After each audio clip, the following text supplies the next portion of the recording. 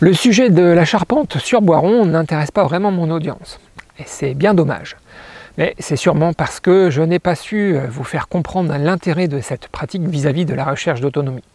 Certes, en fabriquant une pergola, c'est plus difficile de se projeter pour imaginer tout ce qu'il est possible d'en faire. Mais par exemple, dans une recherche de plus d'autonomie, on est vite confronté au manque de place pour stocker et protéger ses équipements. Pour ma part, voilà déjà 2 saisons que mon tracteur et ma mini-pelle restent dehors sous les intempéries. Ils seraient sans aucun doute mieux à l'abri. Seulement, il faut les bâtir, les hangars, les ateliers, les abris, bref, les lieux couverts sont précieux et ici, ils manquent cruellement.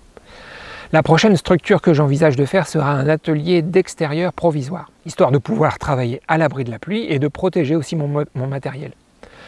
Cet atelier provisoire, je le ferai aussi en bois rond pour la structure et sûrement en terre et pierre pour le remplissage des murs si le provisoire devait se transformer en définitif. L'idée étant que ça me coûte le moins cher possible et aussi d'utiliser ce que j'ai sous la main. La charpente sur bois brut est intéressante économiquement parlant, mais aussi structurellement parlant, car les bois non sciés sont plus résistants. En revanche, ça demande plus de technique et de temps à assembler. Alors je ne dis pas que c'est la solution à utiliser pour construire des bâtiments, car le temps est précieux dans cette recherche d'autonomie. Ça dépend un peu où vous en êtes dans votre projet, aussi de vos moyens financiers. Les outils modernes nous font perdre en autonomie, certes, mais nous font gagner beaucoup de temps. Je pense qu'en parallèle de l'utilisation des technologies modernes, il est bon d'apprendre à utiliser les outils d'une technologie inférieure. L'utilisation du bois est un bon exemple pour illustrer mon propos. Plus personne aujourd'hui n'envisage de tailler un tronc pour en sortir les différentes pièces de bois nécessaires à la réalisation d'une structure. Nous allons tous en magasin de bricolage, au mieux en scierie, pour acheter chevrons, bastins, madriers et autres sections de bois couramment utilisées en charpente. Pourtant, on pourrait gagner un peu plus en autonomie avec par exemple une tronçonneuse et une gruminette. C'est pour moi un peu le niveau que l'on devrait viser dans notre recherche d'autonomie. Pour autant, je crois qu'il est bon quand même, au moins une fois, de s'essayer à équarrir un tronc pour en sortir des pièces de bois de différents calibres. Si aujourd'hui je me lance dans ce type de charpente, c'est parce que je ressens moins l'urgence. Non pas que notre installation soit terminée, loin de là. Mais je travaille mon lâcher-prise.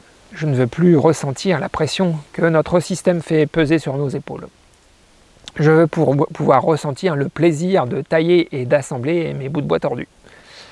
Dans les précédentes vidéos, on a vu comment tailler un tenon. Maintenant, il faut encore tailler la mortaise pour recevoir le tenon.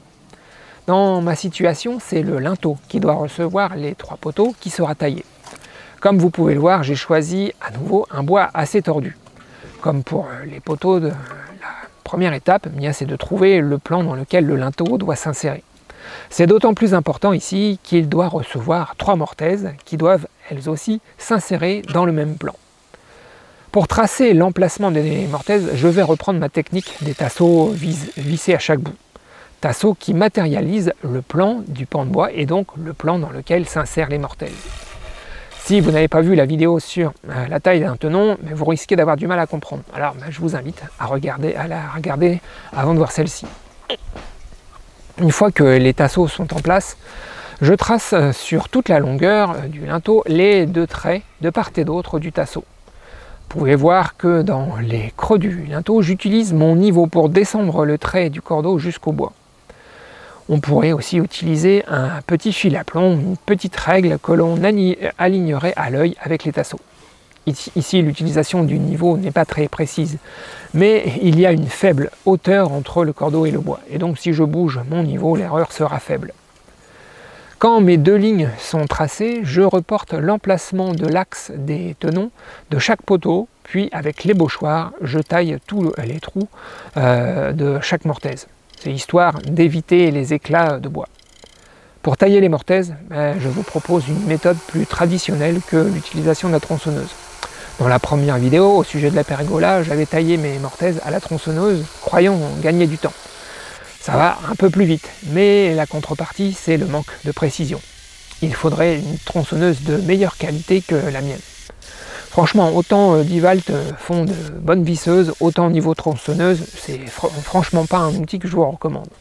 Le système pour huiler la chaîne se bouge sans arrêt, Du coup, on finit par couper le plus souvent à sec, et donc les guides de la chaîne s'usent beaucoup plus vite. On va utiliser des mèches à bois de charpentier, mèches pourvues d'une queue de cochon et surtout très longues. Plus la mèche est longue, plus vous serez précis dans l'orientation des joues des mortaises. Pour nous aider à percer précisément, on va à nouveau utiliser les cordeaux, le cordeau posé sur les tasseaux.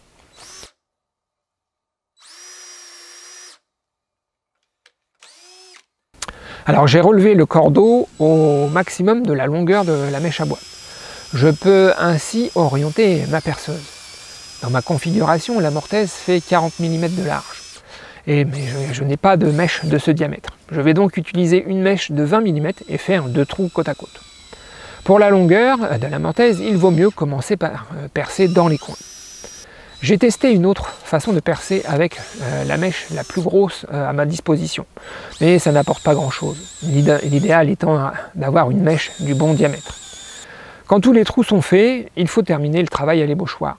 Rien de bien compliqué si ce n'est que de garder la bonne orientation des joues et des champs de la mortaise. Contrairement au premier pan de bois, cette fois-ci je n'ai pas fait déboucher mes mortaises. Du coup, plus de points d'infiltration par temps de pluie. Les mortaises sont profondes d'environ 10 cm. C'est un peu juste dans la pratique des assemblages sur bois rond, car au moment de percer pour placer la cheville, j'ai réalisé qu'il est préférable de percer assez haut dans le linteau et donc d'avoir un tenon plus long. Maintenant que le tenon et la mortaise sont taillés, il reste à assembler et tailler l'arasement. En charpente sur bois équarri, l'arasement se taille en même temps que le reste du tenon. Mais sur bois rond, c'est plus complexe, car si on veut un bel assemblage, il faut que le poteau épouse la forme du linteau. C'est un travail supplémentaire à effectuer. Je vous propose de voir ça dans une prochaine vidéo. Sûrement la dernière au sujet de la charpente, au vu des faibles performances du sujet. Voilà une faille dans mon modèle économique actuel. Je dois rechercher une certaine performance dans le sujet de mes vidéos pour faire suffisamment de vues. Et ça, c'est pas très compatible avec l'autonomie, je trouve. À bientôt!